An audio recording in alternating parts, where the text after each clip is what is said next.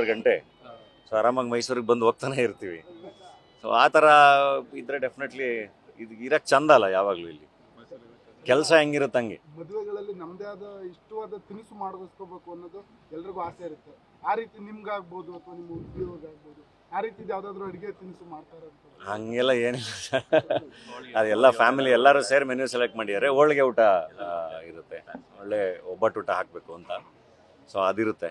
And ಅದು ಕೂಡ ಅಷ್ಟೇ, ಕೇಟ್ರಿಂಗು ಎಲ್ಲದನ್ನು ಫುಲ್ ಅಂದರೆ ಅಷ್ಟು ಜನನ ಹ್ಯಾಂಡ್ಲ್ ಮಾಡಿ ಎಕ್ಸ್ಪೀರಿಯನ್ಸ್ ಇರೋವಂಥವ್ರೇ ಹ್ಯಾಂಡ್ಲ್ ಮಾಡ್ತಿದ್ದಾರೆ. ಜಗದೀಶ್ ಅವರು ಹ್ಯಾಂಡ್ಲ್ ಮಾಡ್ತಿದ್ದಾರೆ ಅಭಿಮಾನಿಗಳು ಕೇಟ್ರಿಂಗ್ ಕಡೆ. ಇದನ್ನು ಆಶೀರ್ವಾದ್ ಕ್ಯಾಟರರ್ಸ್ ಅವರು ಬೇರೆ ಅತಿಥಿಗಳದ್ದು ಹ್ಯಾಂಡ್ಲ್ ಮಾಡ್ತಿದ್ದಾರೆ.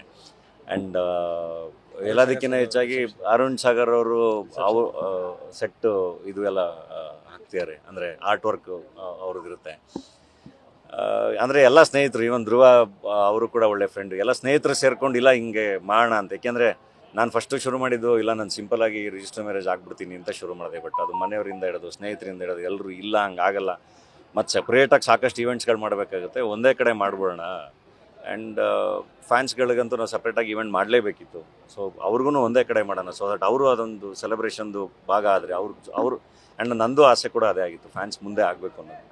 ಸೊ ಅದೆಲ್ಲದು ಆಗ್ತಾ ಇದೆ. ಎಲ್ಲರಿಗೂ ಕರೆದಿದ್ದೀವಿ, ಎಲ್ಲರಿಗೂ ಕರೆದಿದ್ದೀವಿ. ಎಲ್ಲ ಕಡೆಯಿಂದ ಫ್ರೆಂಡ್ಸ್ ಬರ್ತಿದ್ದಾರೆ. ನನ್ನ ಜರ್ಮನ್ ಡೈರೆಕ್ಟ್ರು ನನ್ನ ಫ್ರೆಂಡ್ ಬರ್ತಿದ್ದಾರೆ. ನನ್ನ ಫ್ರೆಂಡ್ಸ್ ದುಬೈ US ಅಲ್ಲಿರೋರು ಎಲ್ಲರೂ ಬರ್ತಿದ್ದಾರೆ. ಸೊ ಎಲ್ಲರೂ ಬರ್ತಿದ್ದಾರೆ. ಈಗ ನಮ್ಮ ರಂಗಭೂಮಿ ಫ್ರೆಂಡ್ಸು ಬಾದಲ್ ನಂಜುಂಡ ಸ್ವಾಮಿ ನನ್ನ ಪರವಾಗಿ ಮೈಸೂರಲ್ಲೆಲ್ಲ ಭಾಳ ಇನ್ವಿಟೇಷನ್ ಕೊಟ್ಕೊಂಡು ಸೊ ಬಾದಲ್ಲು ಹಂಗೆ ಅಂದರೆ ಎಲ್ಲ ರಂಗಭೂಮಿ ಫ್ರೆಂಡ್ಸಿಂದ ಹಿಡಿದು ಈಗ ನನ್ನ ಮೈಸೂರಿನ ಮೀಡಿಯಾ ಫ್ರೆಂಡ್ಸಿಂದ ಹಿಡಿದು ಸಿನಿಮಾ ಫ್ರೆಂಡ್ಸಿಂದ ಹಿಡಿದು ಎಲ್ಲ ಬಳಗನೂ ಕೆಲಸ ಮಾಡ್ತಿದೆ. And at the same time ನಂದು ಗೆಳೆಯರ ಬಳಗ ತುಂಬ ದೊಡ್ಡದಿದೆ. ಎಲ್ಲ ಕಡೆಯಿಂದನೂ ಫ್ರೆಂಡ್ಸ್ ಬರ್ತಿದ್ದಾರೆ. Sir, social media